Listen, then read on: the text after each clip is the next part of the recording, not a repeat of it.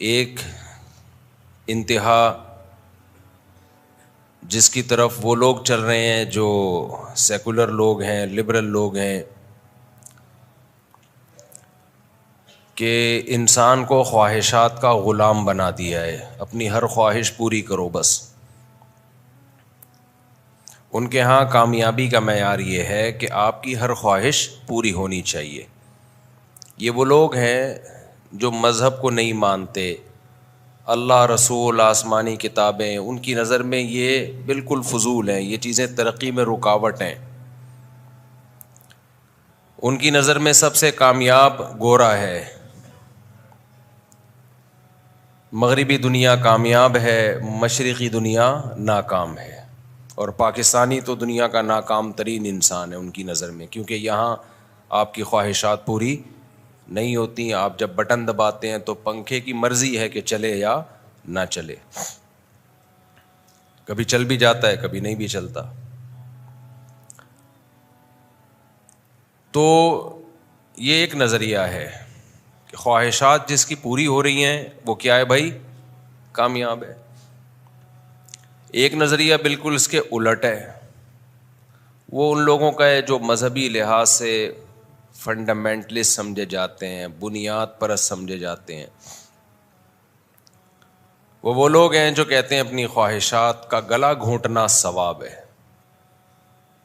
ان کو کوئی گاڑی میں بیٹھا ہوا اچھا نہیں لگتا، جہازوں میں اڑتا ہوا اچھا نہیں لگتا، 4 شادیاں کرتا ہوا اچھا نہیں لگتا، اچھی گھڑی ہاتھ میں ہو، اچھا موبائل ہو، اچھے کپڑے ہوں، اچھے جوتے ہوں، اچھا گھر ہو۔ وہ اس کو دین کے خلاف سمجھتے ہیں، وہ اس کو عیاشی سمجھتے ہیں، وہ کہتے ہیں یہ اللہ والوں کا یہ کام نہیں ہے۔ نیک لوگ ایسے نہیں ہوتے، نیک لوگوں کے ناڑے لٹک رہے ہوتے ہیں، پائنچے آڑے ترچھے ہوتے ہیں، پھٹے پرانے کپڑے پہنتے ہیں۔ اور بہت زیادہ نیک بننا ہے تو پھر آپ چلے جائیں بدھسٹ کے جو بڑے لوگ ہیں، سر پہ بال نہیں رکھتے، کپڑے نہیں پہنتے سلے ہوئے، 1-2 چادروں میں ہی پوری زندگی نکال دیتے ہیں، اور بعض تو ایسے ہیں جو چادر کا بھی تکلف نہیں کرتے۔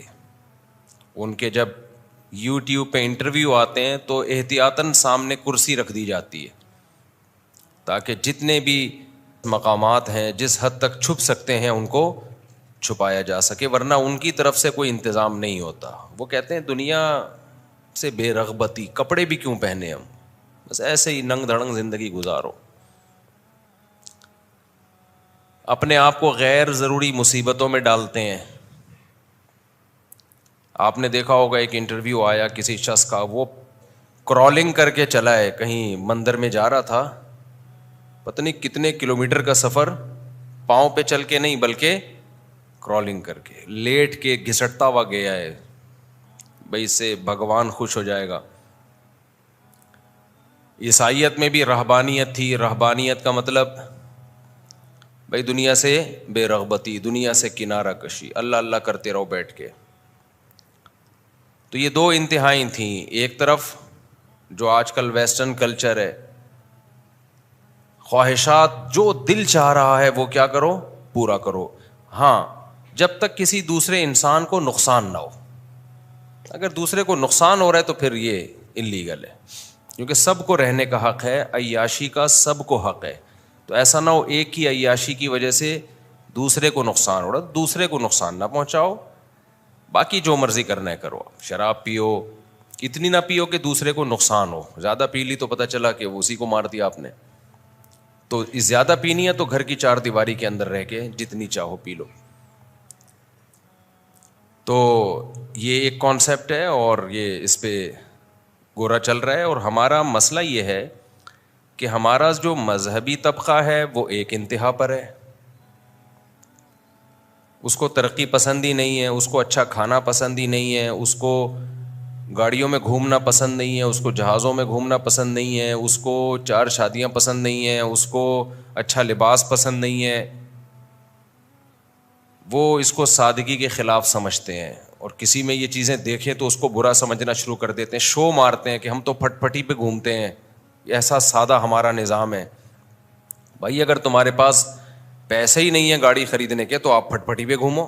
اگر خریدنے کے پیسے ہیں تو پھر پھٹپٹی پہ گھومنا کیا ہے بھائی؟ یہ کنجوسی. It is called کنجوسی. کیونکہ میں بار بار حدیث پیش کرتا ہوں, ان اللہ یحب ان یری اثر نعمتہ علی عبدہ. اللہ یہ چاہتے ہیں کہ جب کسی کو کوئی نعمت دیں تو اس کے اثرات نظر آنے چاہیے. دولت ہے تو لباس سے, سواری سے, پوشاک سے, لائف اسٹائل سے دولت جھلکنی چاہیے. ابھی کچھ دن پہلے ایک صاحب نے مجھے بہت سوال پوچھا. بعض دفعہ لوگ سوال جب پوچھتے ہیں تو چپک جاتے ہیں, وہ ان سے جان چھڑانا بڑا مشکل کام ہو جاتا ہے. تو انہوں نے مجھے کہا کہ مجھ سے سوال پوچھا کہ کسی کے پاس دولت ہو تو آپ جو حدیث بیان کرتے ہیں کہ اس کے لباس سے, اس کے لائف اسٹائل سے, اس کی سواری سے دولت نظر آنی چاہیے. حدیث پیش کی نا میں نے, تو یہ تو نمائش نہیں ہے دولت کی, یہ جائز ہے اسلام میں. ان کا کہنا یہ تھا کہ یہ کیا ہے, یہ دولت کی نمائش ہے, یہ تو حرام ہے. میں نے کہا میرے بھائی, نمائش میں اور آسائش میں فرق ہے. آسائش کہتے ہیں آرام والی زندگی, نمائش کہتے ہیں دکھلاوا, لوگوں کو نیچا دکھانے کے لیے اپنی دولت کی نمائش کرنا. دونوں میں کیا ہے, فرق ہے. اب آپ کے پاس زیادہ پیسہ ہے, آپ اچھی گاڑی رکھتے ہو, تو گاڑی کیا گھر کے اندر بند کرو گے یا باہر لے کے نکلو گے بھی؟ اس کو آپ چلانے کے لیے رکھی ہے نا آپ نے. تو جب آپ اس میں بیٹھو گے تو نمائش آٹومیٹیکلی ہو رہی ہے. آپ کی نیت نمائش کی نہیں ہے, غریبوں کو نیچا دکھانے کی نیت نہیں ہے. لیکن اگر اس کو لے کے ہی نہیں نکلتے گھر سے باہر کہ نمائش ہو جائے گی, تو پھر لی کیوں ہے؟ پھر کوئی تک بنتا ہے گاڑی لینے کا کہ وہ گھر میں باندھنے کے لیے رکھی ہے آپ نے؟ تو پھر تو کوئی ادھر میری طرف دیکھیں, ادھر نہیں, ان کا جو کام ہے ان کو کرنے دیں. آپ میری طرف, یہاں کس سلسلے میں آپ آئے ہیں؟ آپ کس سلسلے میں آئے ہیں یہاں پہ؟ جب آپ کی شادی ہوئی, دلہن کے پاس گئے تو آپ نے بتایا نا میری کل آپ سے شادی ہوئی ہے, اس سلسلے میں حاضر ہوا ہوں میں. اگر آپ وہاں جاتے اور وہاں بیٹھ کے کہیں اور دیکھ رہے ہوتے, موبائل میں لگے ہوتے, تو بیگم کہتی ہے سلسلہ شادی کا تھا اور لگے ہوئے کس میں ہو آپ؟ موبائل میں لگے ہوئے. تو غصہ آئے گا نا اس کو. تو جو جس سلسلے میں آئے تو اسی سلسلے سے اس کو جڑا ہوا رہنا چاہیے. تو آپ یہاں پر نماز پڑھنے کے سلسلے میں آئے ہیں اور بیان سننے کے, جہاں تک مجھے نالج ہے, میرے پاس جو نالج معلومات ہیں, میرا اپنا ایک تجزیہ ہے, وہ یہ ہے کہ آپ دین کی بات سننے کے سلسلے میں حاضر ہوئے ہیں. تو میرا خیال ہے اسی سلسلے کی طرف آپ کی توجہ رہنی چاہیے. تو اب دیکھو بیان کا سارا وہ ہو جاتا ہے نا گڑبڑ, جب آپ نے بیچ میں ادھر ادھر دیکھا تو اچھا وہ ایک لے میں بات چل رہی ہوتی ہے. تو اب مسئلہ یہ ہے کہ اب ہم جب وہ میرے سے چپک گئے, کہنے لگے یہ تو نمائش ہے, یہ تو غلط ہے, یہ تو نمائش ہے دولت کی, گاڑی لے کے گھوم رہے ہیں. میں نے کہا وہ گاڑی خریدے گا کیوں اگر لے کے گھومنا نہیں ہے اس نے؟ تو پھر تو ہم خریدنے پر ہی پابندی لگاتے ہیں. جب خریدنے پہ پابندی لگائیں گے تو پھر وہ حدیث کا کیا مطلب ہے کہ اللہ نے جب کسی کو دولت دی ہو تو ہونا یہ چاہیے کہ اس دولت کا اثر اس پہ جھلکنا چاہیے. اس کے پاس پیسے لینڈ کروزر کے ہیں اور وہ رکشا خرید کے چلا رہا ہے, تو یہ تو بخل ہے. یہ کیا ہے؟ کنجوسی. بلکہ آپ کو پتا ہے بخل سے بھی اوپر کی ایک چیز ہے, شح جسے کہا جاتا ہے عربی میں. شح, شین ہا, حلوے والی ہا, اور اس کی صیغہ صفت آتا ہے شحیح. شین حلوے والی ہا, پھر یا, پھر حلوے والی ہا. یہ جو پروننسیشن ہوگی شحیحن, کیا ہوگی؟ اچھا عربی میں یہ لفظ بڑا مشکل ہے شحیح پڑھنا. وجہ اس کی کہ آدمی بڑا مشکل ہوتا ہے. بعض بندے مشکل ہیں تو عربی میں ان کی پروننسیشن ہی اللہ نے مشکل رکھی ہے تاکہ پتہ چل جائے کہ یہ بندہ بہت ڈیفیکلٹ ہے, اس کو سمجھنا آسان نہیں ہے. جیسے اس کا تلفظ بہت مشکل ہے تو بندہ بھی کیا ہے؟ یہ بہت مشکل بندہ ہے. تو شحیح کسے کہتے ہیں؟ اب دیکھو ایک لفظ ہے بخیل. بخیل بڑا آسان لفظ ہے, منہ سے آرام سے نکل جائے گا. بخیل کسے کہتے ہیں بھائی؟ بخیل بولو نا. کنجوس کو. کنجوس کو عربی میں کہتے ہیں بخیل. یہ لفظ کیا کہلاتا ہے؟ بخیل. کنجوس سمجھنا بہت آسان ہوتا ہے, وہ زیادہ ڈیفیکلٹ کیس نہیں ہوتا. لیکن شہیح جو ہے نا، شہیح حلوے والی ہا، اگر یہ حلوے والی نہ ہوتی، جو دو چشمی ہا ہوتی تو پھر آسان تھا اس کا، ہم بولتے تھے شہیح. یہ اس لیے ہے کہ بخیل کہتے ہیں جو دوسروں پہ خرچ کرنے میں کنجوسی سے کام لے. چائے پلاتے ہوئے جان نکلتی ہے لوگوں کو، مہمان کو کھانے کا پوچھتے ہوئے موت آتی ہے، بیوی بچوں پہ خرچ کرتے ہوئے موت آتی ہے. اور شہی کہتے ہیں کمبخت اپنے اوپر خرچ کرتے ہوئے موت آتی ہے اس کمبخت کو. یہ ہے کنجوسی کا اعلی مقام کہ پیسہ رکھا ہوا ہے اور اس کو بیچ میں گالی حذف کر دی میں نے جمعے کی وجہ سے اور مسجد کی وجہ سے، اور بے شمار دولت رکھی ہوئی ہے اور اس فل ان دا بلینکس نے اپنے اوپر بھی خرچ نہیں کر رہا. میں سمجھا پا رہا ہوں اپنی بات؟ تو عربی میں اس کو کیا کہتے ہیں؟ شحیح. قرآن کہتا ہے وَمَن یُوقَ شُحَّ نَفْسِهِ فَأُولَٰئِکَ هُمُ الْمُفْلِحُونَ. جس کو اپنی ذات کے بخل سے ہم نے بچا لیا، یہ لوگ کامیاب ہیں. تو بخل کسی بھی صورت میں ہو، کنجوسی کسی بھی کنڈیشن میں ہو، اللہ کو بالکل بھی پسند نہیں ہے. اللہ کو وہ لوگ پسند ہیں جو خرچ کرتے ہیں دوسروں پہ بھی اور اپنے اوپر بھی. ایسے لوگ اللہ کو کیا ہیں؟ پسند ہیں. یہاں ایک اشکال کا جواب دے کے، جو میں 20 دفعہ دے چکا ہوں لیکن نئے نئے لوگ بھی آ جاتے ہیں، ان کو اشکال کا جواب دے کے پھر میں اس کو اور تھوڑا سا ایکسپلین کرتا ہوں. میں نے بیان لے کے شروع کیا تھا نا کہ دینداری کا ہمارے ہاں معیار ہی غلط بنایا ہوا ہے لوگوں نے. جو اسلام نے جس کو دینداری کہا ہے، لوگ اس کو دینداری نہیں سمجھ رہے ہیں. جس کو اسلام نے دین سے کوئی تعلق نہیں ہے، ان چیزوں کو لوگ کیا سمجھ رہے ہیں؟ دینداری. اور اس پہ پرکھ رہے ہوتے ہیں، علماء کو بھی، عوام کو بھی، لیڈروں کو بھی، ہر ایک کو اس پہ پرکھ رہے ہوتے ہیں. یہاں میں ایک اشکال کا جواب دیتا ہوں کہ پھر نبی صلی اللہ علیہ وسلم پیون زدہ کپڑے کیوں پہنتے تھے؟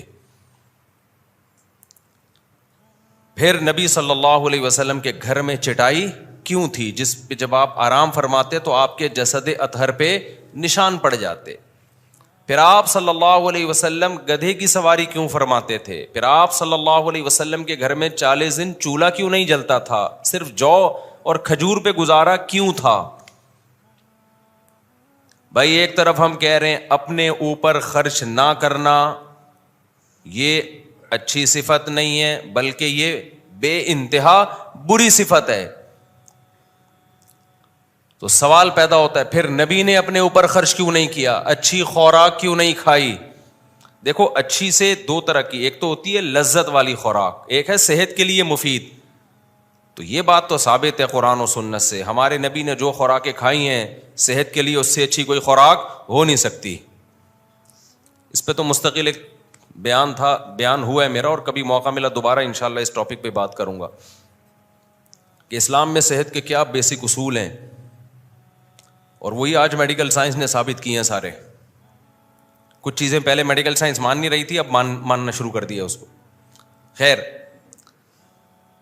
تو سوال پیدا ہوتا ہے ہمارے نبی صلی اللہ علیہ وسلم، حضرت جابر بن عبداللہ نا بخاری کی حدیث ہے، ایک دفعہ نماز پڑھا رہے ہیں وداؤٹ قمیض، صرف نیچے کا ازار ہے. تو کسی نے پوچھا کہ کیا اس طرح نماز ہو جاتی ہے کرتے کے بغیر؟ انہوں نے فرمایا میں جان کر اس لیے پڑھ رہا ہوں تاکہ آپ جیسے احمق لوگ مجھے ایسے نماز پڑھتے ہوئے دیکھیں اور پوچھیں کہ ایسے نماز ہو جاتی ہے. لِيَرَاكَ مِثْلُكَ الْأَحْمَقُ. فرمایا کیا نبی کے دور میں ہر ایک کو کرتا میسر تھا؟ کیا نبی کے دور میں کرتا کہاں ہوتا تھا؟ اتنی غربت تھی کہ ایک ازار میں ہی لوگ نماز پڑھتے تھے. تو کیا تمہیں اتنا نہیں پتا نبی کے دور میں کہاں سے 2 کپڑے لوگوں کے پاس آتے تھے؟